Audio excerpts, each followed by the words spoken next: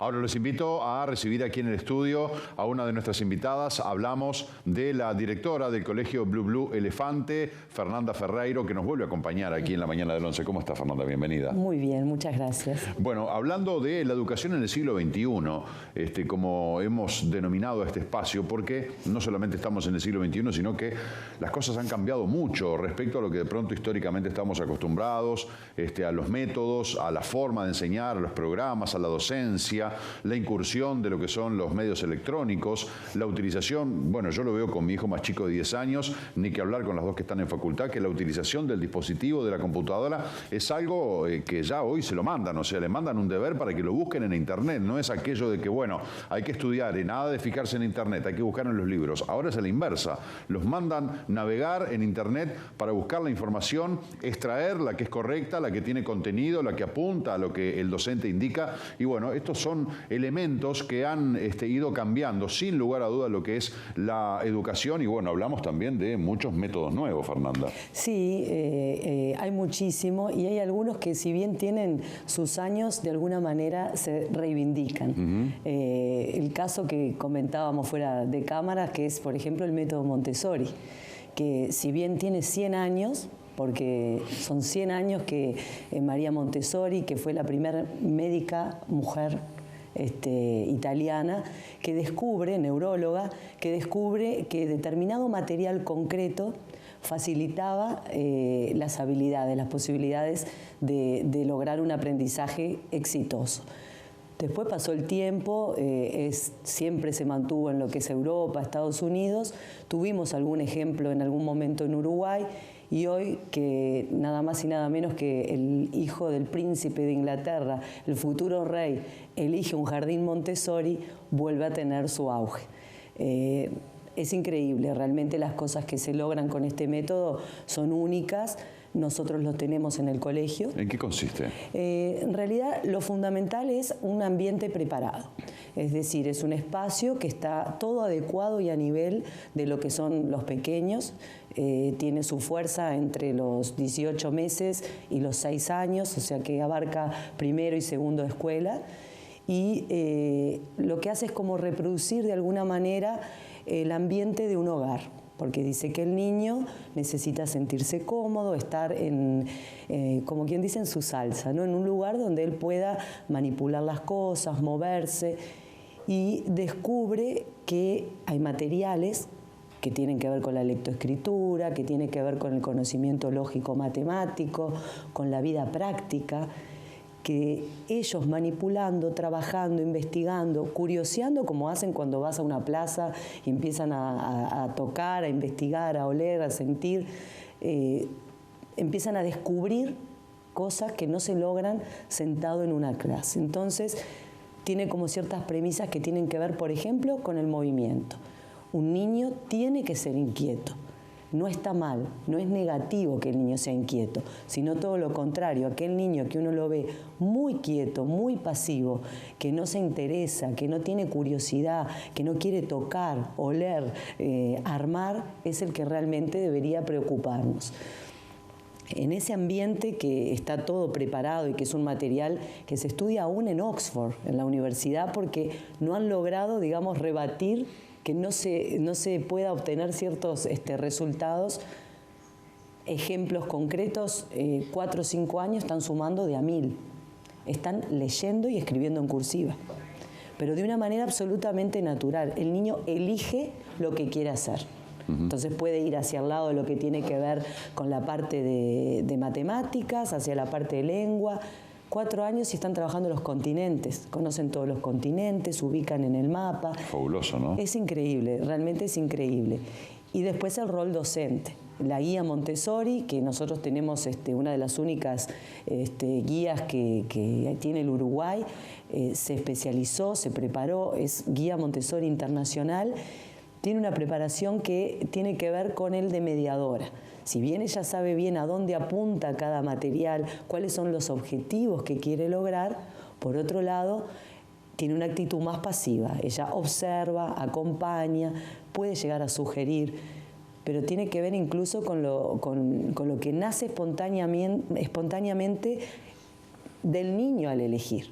Ahí ya tenés parte de un aprendizaje asegurado. Es lo que yo elegí y los resultados están a la vista. Cosas increíbles de Montessori, frases increíbles. No hay mal tiempo, hay ropa no adecuada. Entonces los niños, si bien uno los abriga, si está chispeando, salir a investigar lo que pasa, los charcos, la naturaleza, adecuadamente vestidos. No es nada más que sentarnos en un salón y esperar que nos den la clase. Tiene cosas que son como muy básicas, pero realmente increíbles. ¿Y por qué no se expande la utilización de ese tipo de métodos en nuestro país? Porque lo tenemos aquí en La Barra, supongo que también en Minas, ¿no? Sí, por supuesto. ¿Y qué pasa? ¿Por qué no se toma ese modelo en otros colectivos educativos? Yo tengo mis dudas, sinceramente no tengo una respuesta concreta. Creo que en parte tiene que ver con un tema económico, es un material muy caro.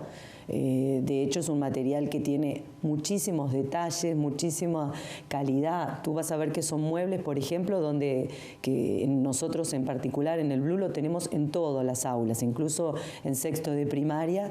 Son muebles que tienen hasta distintas formas, que son fáciles de mover, que tienen la capacidad de tener distintas alturas, que son sillas que contienen la espalda y hacen que el niño pueda estar con su columna, ¿verdad?, en óptimas condiciones. A su vez, toda esa pequeña cantidad de cosas que tienen que ver con la matemática, con la parte de lengua, es un diseño y una calidad en madera y en materiales que realmente creo que son costosos. Por otro lado, creo que no tuvo la divulgación que tendría que tener porque fue mujer. Porque seguramente que si María Montessori hubiera sido hombre... ¿Te parece? Pero hubiera surgido... ¿Te parece que será tan mezquina la sociedad como para de pronto marginar un proyecto tan importante por el hecho de que provino de una mujer? Esa es la pregunta a la audiencia. ¿No será un preconcepto de ti como mujer? Mira, yo a veces cuando leo cosas de Freud digo, ay, si hubiera sido mujer, las cosas que estarían diciendo. Me parece que sí, que creo que, sobre todo en ese momento, que era la primera mujer que realmente era médica, y en realidad su investigación surge en un consultorio, ella colaborando y trabajando con niños con dificultades, con discapacidades. Y ahí fue que ella observa cómo se logran los aprendizajes en niños con dificultades extremas. ¿Por qué no intentar llevar ese mismo método a niños que simplemente les cuesta concentrarse? Una de las cosas en la que hace mucho hincapié es en la capacidad de concentración del niño, de enfocarse. Entonces tiene todo un montón de material que entrena la atención del niño. La autonomía. El niño aprende a vestirse, a servirse agua solo, a hacer todo. De hecho, tienen hasta pequeños trapitos y cosas que tienen que ver con la higiene de la clase. Si bien, por supuesto, hay personal que luego pone todo al día, ellos mismos trabajan todo, desde lo que es pasar un trapito en una mesa, pero a su vez tiene una parte seductora en cuanto a que la escoba o las palitas tienen cierta decoración, cintas, colores. Es muy común que el niño quiera ayudar en la casa, sobre todo cuando son chicos. Después viene otro tema hay que pedirles, que hay que tratar. Después es al revés. Pero es verdad que a ellos les encanta agarrar la escoba o lavar los platos. Entonces, fomentarle todo eso que de alguna manera después desarrolla lo que va a ser la autonomía del chico. Trabaja desde cómo prender un broche a presión hasta lo que son un alfiler de gancho. Aprenden a coser. Ni que hablar después de toda la parte de abstracción del conocimiento matemático y demás. Pero pasamos al revés de lo que es la educación común. De material concreto, yo paso a la abstracción o al concepto. Él mismo lo descubre. Normalmente a nosotros nos dan las fórmulas, nos hablan de números, de decenas, y el chico no tiene una visualización de material concreto. Claro. Acá pasa al revés. Y los resultados se ven. No, pero es un abismo. Realmente nosotros, que el colegio ya viene hace años, generaciones que vienen hace 4 años trabajando con el método Montessori, tienen realmente una capacidad de autonomía, una capacidad de conceptualización, de reflexión, de comprensión incluso a nivel de lo que es la lectura y de desarrollar vocabulario muy superior, pero muy superior. Mirá, han cotejado de pronto, bueno, en parte lo respondiste recién, el aprendizaje, el avance y la incorporación de conocimiento de los niños con el método Montessori y de pronto con métodos tradicionales u otros métodos. Absolutamente, nos ha llegado a pasar de niños que ingresan al colegio en primero de escuela en grupos que han venido desde el principio, o sea, desde los 18 o 20 meses, durante los 6 años que tuvo, por ejemplo, que tiene el Colegio de Minas. Y tenemos que preparar a ese niño para poder insertarlo en el grupo porque realmente tiene una diferenciación a nivel académico muy importante, pero muy importante. Incluso se da en la actitud del niño en clase. Son muy respetuosos, ellos aprenden a trabajar en silencio, a respetar el espacio del otro, no se invade.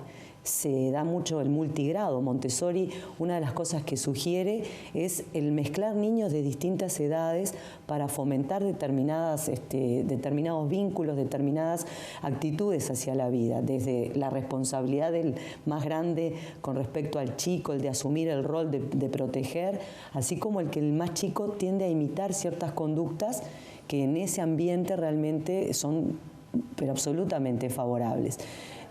Tenemos los creadores de Google, son producto de la escuela Montessori, entre otros. Entonces, creo que García Márquez.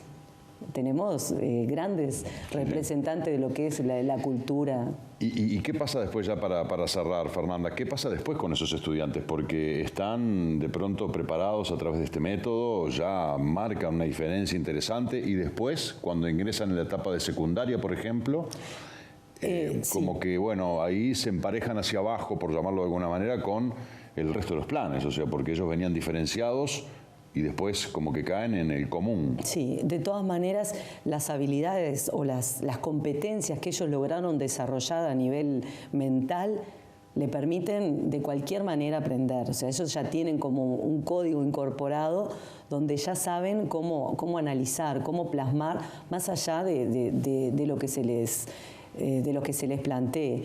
También es cierto que a nivel del secundario, por ejemplo, Montessori, hay pocos liceos a nivel mundial, por lo general se desarrollan en una escuela tipo granja, son licenciados los que dan las clases, son doctores en esa materia y puede haber un choque si tú hiciste primero o segundo en un nivel de secundario en otro lado, con la realidad que nos toca hoy en día. Estamos hablando de un 33% de los docentes en el Uruguay a nivel secundario que nunca terminaron la carrera. Es un porcentaje altísimo y ahí nos metemos en un terreno que es preocupante, desesperante, muy interesante para discutir, para abordar y para desmenuzar, pero bueno, quizás sea parte del tema para una próxima visita tuya. Con mucho gusto. Gracias, Fernanda. Un placer, como siempre. Gracias.